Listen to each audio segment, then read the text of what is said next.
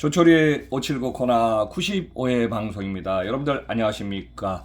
올해 지금 물류센터가 지금 넘쳐나고 있습니다. 또 풀필멘트 라스트 마일 온디맨드 시대에 라스트 마일 딜리버리 새벽 배송 철수하는 기업이 늘고 있습니다. 물론 여기에는 이제 올 들어 금리 인상의 영향 너무 크고요. 또 물동량 상황이 지금 정체되기 시작합니다. 자, 최근 정보 포함해서 조 박사의 인사이트 관련해서 한번 좀 현실 살펴보겠습니다. 지금 물류기업의 물량이 지금 2022년 하반기 지금 줄어들기 시작할 걸로 예상되고 있습니다. 지난 2020년 택배가 20% 이상 33억 7천만 개, 2021년도에도 약 10% 해서 한 37억 개 정도 하고 있습니다.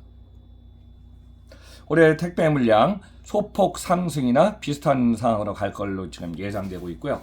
또 2022년 3자 물류 사업 3PL이죠. 서드파트 로지스틱에 관련된 기업들 물량 수주 상황 보니까 전년 대비 또 2년 전보다 그렇게 좋은 상황은 아닙니다. 여러 가지 상황이 있겠지만은 화주 물건을 주는 기업이죠. 제조, 유통, 온라인 기업이 물류기업한테 3자 물류를 맡기는 아웃소싱 이 상황이 좀 상황이 바뀔 것 같습니다.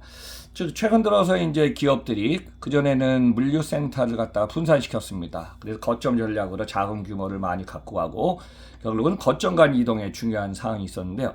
최근 다시 통폐합 거점으로 물류센터를 지금 한 곳으로 지금 카테고리별로 모으고 있습니다.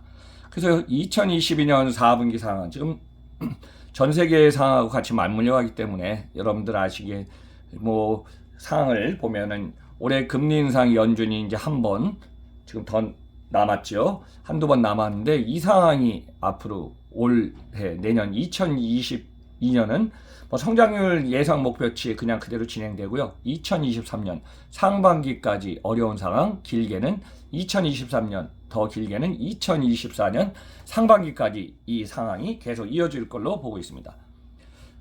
자, 물류센터 부동산 저도 이제 많은 지방권 가서 보면요. 물건들이 넘쳐나오고 있습니다. 한 1년, 2년 전만 하더라도 지금 서로들 투자해서 또 물류센터 진 곳이 너무 많습니다.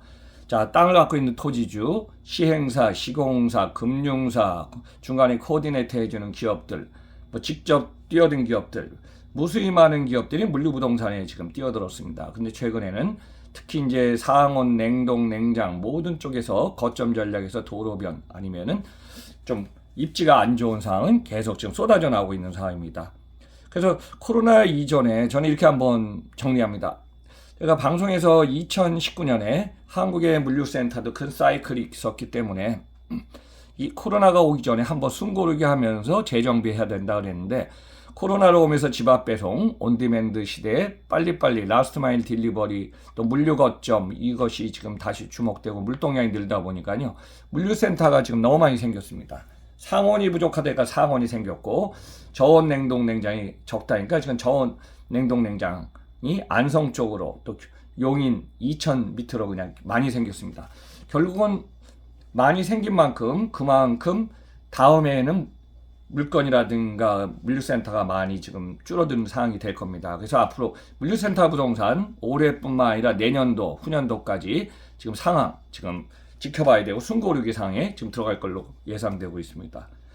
자, 올해 가장 큰 요인은 역시 물류센터 부동산도 금리입니다. 그래서 금리에 캡 레이트가 있는데 어느 정도까지 비용을 감당할까 또 지금 PF를 하면 어느 정도까지 자금을 버틸까가 중요한 상황이었습니다. 근데 지금 상황에서는 금리 인상의 연속으로 또 기업의 통폐합 거점보다 물류센터 간의 거점 전략에서 지금 많은 것을 고민하기 시작했습니다. 이전 같으면은 뭐 생산성을 따졌지만은 요즘은 비용을 고려해서 효율성이라든가 이런 부분 최적화가 너무 중요한 시점이 됐습니다. 그래서 지금 현재 쏟아져 나오는 물류센터 물량, 뭐 상온도 지금 최근에 많이 져서 상온과 저온 냉동 냉장, 믹싱 전략, 융합 전략을 가야 되는데 그 현실을 지금 생각하지 않고 지은 물류센터 거점은 지금 많이 지금 힘들 것 같습니다. 그리고 물류센터도 지금 요즘 계약 관계가요. 한 2년, 3년 또 장기 계약의 장단점이 있지만은 물류센터 계약을 하면서 그곳이 항상 제가 이제 강조하지만은 물류센터는 픽스 고정이 아닙니다.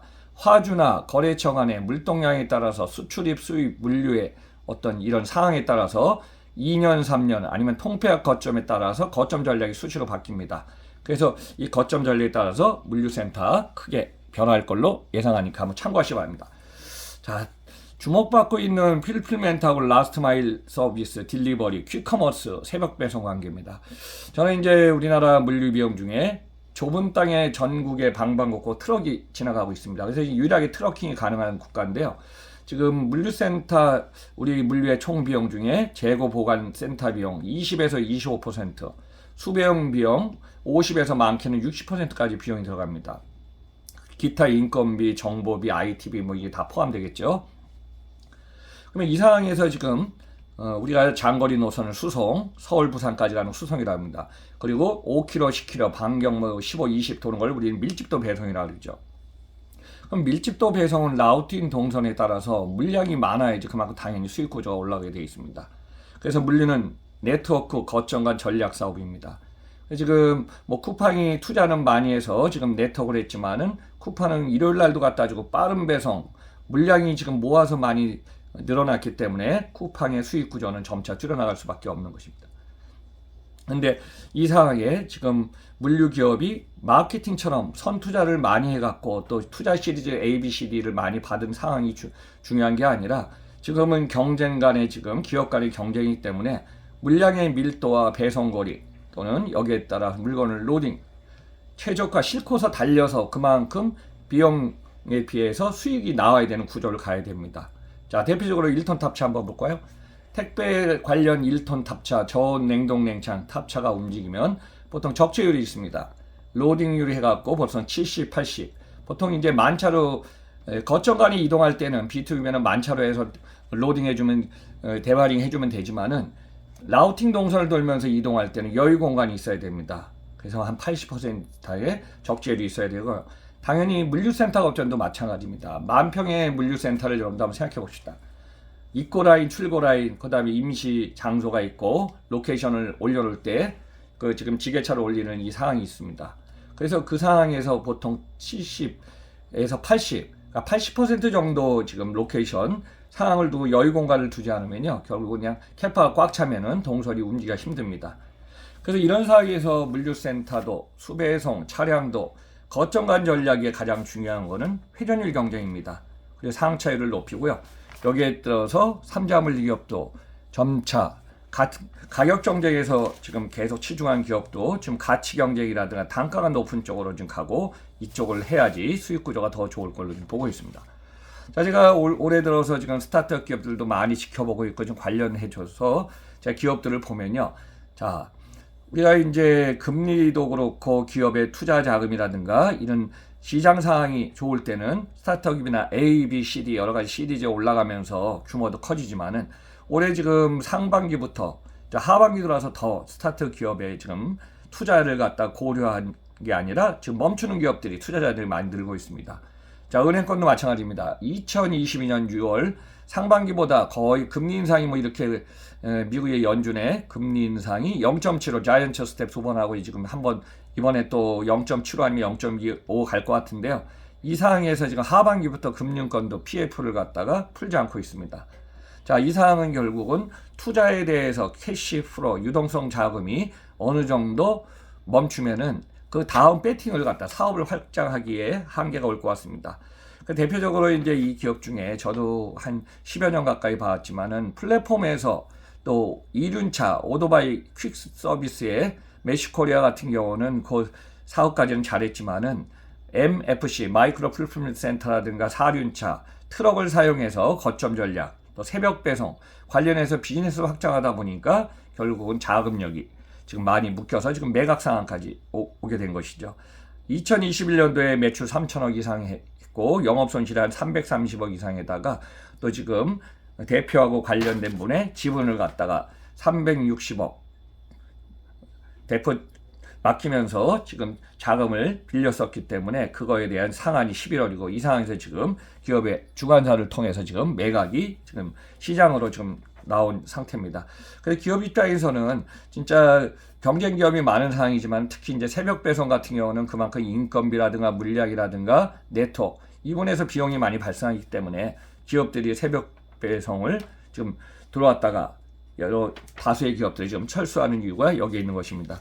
그래서 어떻게 보면 물류센터는 또는 물류는 생산성을 갖다 요즘은 뭐 인력 수급도 쉽지 않고 인력의 어떤 개인 능력 차가 너무 많기 때문에 생산성도 과거에는 중요했지만은 지금은 투자 대 비용 비용에 대해서 수익이 날 수 있는 효율성이 너무 중요하고 최적화가 너무 중요한 세상이 됐습니다.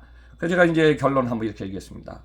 물류는 마케팅처럼 아니면은 전략처럼 우선 돈을 투자해 갖고 물론 이제 만들어야 되겠지만은 전략 물류를 해야 되겠지만은 계속 비용 구조가 많이 들어가면 그 비용을 리커버 하는 데는 결국 중요한 건 뭐다? 자금력의 싸움입니다. 유동성 자금을 갖고 실탄을 많이 갖고 있는 기업은 계속 자금을 쏟아부을 수 있지만은 이 자금이 고갈되면 결국은 기업 상황도 매각에 와 있는 현실이 오는 상황이 될 것 같습니다. 그래서 물류는 철저한 비용 구조를 중심으로 해서 우선은 돈 안 되는 것은 빠르게 무리하게 확장하는 것보다는 빠르게 이 부분을 한번 좀 재조명하고 정리하는 것이 현실적으로 필요하지 않나 그렇게 좀 보고 있습니다. 결국은 물류는 마케팅보다는 현실적인 것이 다시 올해 내년까지 돌아와야 되지 않나 그렇게 보고 있습니다. 그래서 최근에 다수의 기업들이 좁은 한국의 밀집도가 높은 시장이 다 뛰어들었지만은 이 시장의 한계점, 경쟁 기업이 너무 많아졌다.